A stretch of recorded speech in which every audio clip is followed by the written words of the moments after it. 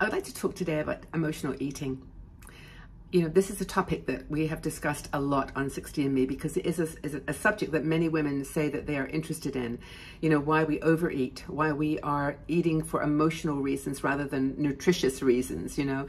And when I was in the hospital this year, as you know, earlier in June, I actually had a revelation about the fact that my health was very directly related to my eating habits. Now, it wasn't that I was eating really bad foods or that I was, overdoing it with foods that were harmful for my body, but I wasn't conscious of why I was eating in such a nibbly way. You know, I was a nibbler. Now, I still am to a certain degree, and I'm not going to deny that, but I've got one story about cookies that I want to tell you that will explain all of this in maybe some plain, English, or in some ways that will make sense to you. But one of our bloggers, Marian Holt, wrote this article on unveiling the 8 root causes of emotional eating. And she's written a couple of articles on this topic, so I would go and check her out because I think she's got some goodness to share. And she's talking about the complex behaviors, that stem from emotional trauma, from things that happen in your childhood. That's with me and the cookies, and just emotional, psychological, and physical, environmental challenges even, and how we develop over time ways of coping with fear, with insecurity, with lack of confidence by eating. And I guess there's nothing wrong with that kind of thing if you're eating cucumbers or something, eating something that's super healthy and hasn't got a single calorie in it, or like drinking tea and whatever. But if you are really struggling with what you know in your hearts, and you maybe even call it that, it's emotional eating for me. Let's talk about why that might be for you. And maybe in this article, we'll talk about some of the things you might want to do to sort of, get to grips with that. And being aware, I think, is half the problem, or not problem, half the challenge. Now, the first thing is when emotional eating begins, and it often begins as a response to stress. We're stressed because of something. We've got something going on in our lives that is, like my light just went off. So I'm going to put my light on because it's too dark without it. Just a second, I'll be back. Okay, I'm back. Yes, okay, that was stressful. No, I have a little ring light, and if my computer shuts off, the light shuts off, so that's why I had to come back. But anyway, the point I was making there is that we sometimes use food to deal with emotional stress. When we've got something going on, it just makes us feel better. And I think what happens then, of course, is that your brain gets into the habit of, when you're faced with that kind of a situation, maybe it's a situation with someone at work that you're not getting on with, or something in your personal life, a relationship, or something that, that is like consistently, an issue for you, that just, having that keep coming up, you turn to eating just to kind of release that stress and that rhythm of the brain, creating a habit of doing it, and then just immediately, as soon as you feel that stress, you want to eat. So it's a stress relief. Another thing is, Marilyn talks about, it's a way of dealing with emotions in general, regulating emotions. Now, if you are the type of person that certain things just really upset you and they get you triggered, that you actually have an emotion related to something like money, for example. Say that you have a trigger of feeling emotionally overloaded when you're worried about money. That eating can sometimes just regulate that emotion for you. It's kind of like the expression of, like, sit down and have a cup of coffee and everything's going to be fine. Or in England, it's a cup of tea. Have a cup of tea and everything's going to be fine. But those are not necessarily harmful things. But a lot of people turn to cakes or sugars or things that are just going to add on the calories, that are going to make you feel worse. But they're meant to make you feel better as an emotional regulator, sort of calm you down from the extremes of emotion. Another thing, of course, are triggers, specific triggers. Like, I actually looked at this in my own life and was realizing that a lot of my emotional stress and anxiety and emotional eating was related to money. Whenever I had to deal with anything to do with financials, not so much now, because I'm actually learning how to, kind of weigh up, and this is part of the solutions to this, is to be able to weigh up the benefits of moving a different direction, meditating, going for a walk, just calling a friend, doing a video even, just something for me that's positive rather than going down the trigger route. So, when I would sit down and do my bills, or write my the end of the month, or whenever I did it, I would actually get so triggered by it. I'd have to have a bag of cookies or cake or something next to me in order just to get through it. Taxes, that's another thing. Even when I get email from my tax person, I'm like, even now. But you know, the thing of emotional triggers that are related to certain people, certain places, certain things. I mean, maybe you can even fill in the gaps here for me, because you know what I'm talking about. Many of you out there are doing what I'm doing. You're emotionally eating. Now, the other thing is things like childhood triggers. I'll talk about my cookies here. And this is so interesting because I didn't realize the connection until just a couple of weeks ago. And the story is that basically, like many of you, I lived in a very, simple life. My parents, my dad was working, but my mom was not working. We didn't have a lot of money.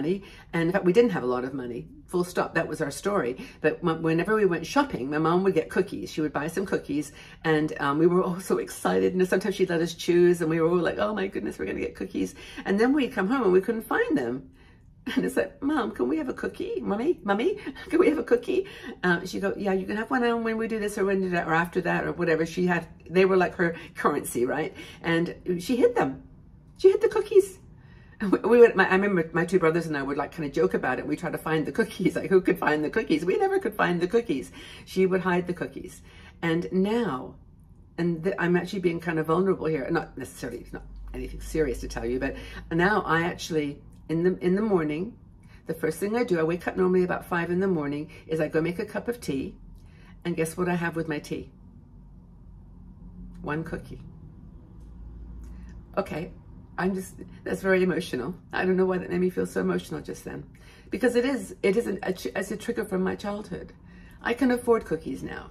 We couldn't afford cookies then. But now, for me, every time it's a ritual. In the morning, I make my tea, I have a cookie. And I'm sure that you do something similar to that as well. But the point here is that this, I associate food with, I guess with wealth, or with having abundance, or not being hungry, or not being poor, or not being like really poor. So anyway, that's another example. And Marion talks about this in her article too. Learned behavior from childhood. And this is overall, I think it's stress and coping mechanisms. The body releases cortisol when we're stressed. And cortisol, as we all know, is that amazingly dangerous hormone that basically makes us want to eat. And that, it's fed by calories and by fuel. And then we get this famous, belly paunch, and we get more weight around the middle of our bodies than we really need. And that cortisol, it's been proven, I'm not making this up, increases your appetite. So, that's something that you really need to look at. If you're stressed, you're likely to be wanting to eat more food. Well, maybe we can share, I'm actually, just chatting about this in a kind of a roundabout way, because I don't, short of doing some of the things that I've mentioned, like going for a walk or meditating or reading a book or calling a friend, or, sometimes linking up with a friend to get through this kind of fixation with food is a good thing, because you can remind each other, okay, I knew that if you called me, here's what we're going to talk about, and we're going to change the subject, and we're going to talk about whatever, and have a friend to sort of be accountable to. That's another cool thing to do. But maybe you've got some ways that you do it. Do you have some techniques for just walking away from food? Is it simply reducing the stress? Is it reminding yourself of the childhood trauma? Is it moving away from an emotional overload? What is it that helps you to calm down and put that food away? The other thing, of course, to do is just not have it in your house. And actually, I've been trying that as a technique too, because if I have, I don't know what got over me. I went to Aldi the other day, and my idea was to get all the basics, like the dishwasher tabs, the toilet paper, the tissues at reduced price, because everything there is sold in bulk, and you can save quite a bit of money by just buying in bulk for those things. And I walked by the cookie section, and I didn't buy any cookies, but I saw this cake. It was a fruit cake. Suddenly, all the memories from my childhood came back. My mom used to make fruit cake. Like they're just a plain white cake with raisins and fruits, orange peel and that kind of thing, almost like a Christmas cake, but it's a cake. And I bought it. And I brought it home, and I put it on the table, and I thought, oh my gosh, I'm going to have some. And I cut the end piece off, and it was like, and then I thought, why am I doing this? Why? I don't need that cake. It actually isn't that good. And I know I shouldn't say this, but I threw it away. I threw it away. It was $2. I know it was the $2 I really saved on the toilet paper. But anyway, you get the idea. No, I mean, I knew that if it was in the house, I keep thinking about my childhood and about having fruitcake. And I came up with all these ideas. Oh, we'll make a trifle out of it, you know, because you have cake and custard, and where I haven't got any custard, I'll have to go buy custard. And oh, then you put whipped cream on the top. Oh, I'll have to go buy whipped cream. No, I didn't. Anyway, you know what I'm saying here. I'm actually exaggerating here to make a point. But negative body image and self-esteem are the causes of turning to food for comfort. If you can get over the negative self-image and self-esteem issues and have more confidence in your decisions that you are going to make as you're aging, the healthy nutrition decisions, you know, you can develop like personalized strategies for yourself that are going to make it easier for you. Now, Marion Holt, what was her name again? Marion Holt.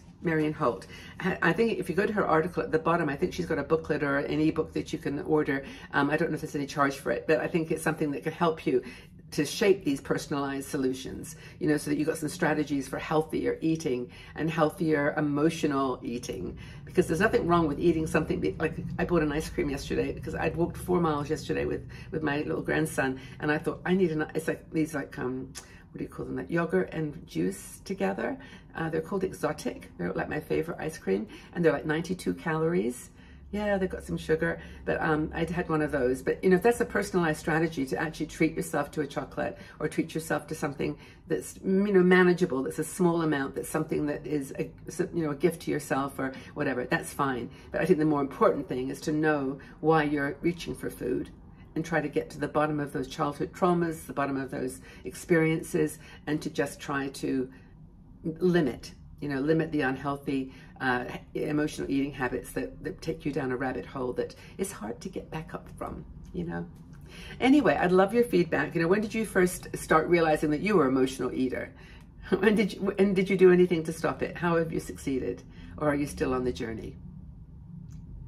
Thanks for being here, everybody. Don't forget to sign up for our newsletter. It's really important that I remind you of this. We've got a newsletter that comes out every day, and it's got all the links to our articles and cool information about our other channels. And it's from me and personalized. And I'd love you to sign up at 60andme.com/60andme. So 60andme.com/start.